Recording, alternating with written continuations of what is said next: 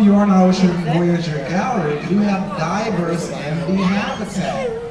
And oftentimes people ask, why do divers go into our habitats?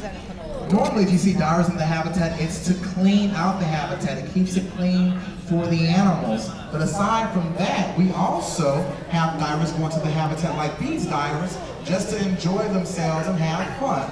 They're guests just like you that decided they wanted to see the habitat from a different perspective, and that's what they did. So if you'd like to inquire about our dive program or swim program here at the Georgia Aquarium, please feel free to do so. But at this time, these divers are amongst whale sharks and groupers and guitarfish and sawfish, and can't forget about the hammerhead sharks, and we have sand tiger sharks in here that the divers will be able to see up close and personal. So if you have any questions, please feel free to ask. You are now in our Ocean Voyager Gallery, the world's largest single aquatic exhibit, the Ocean Voyager exhibit.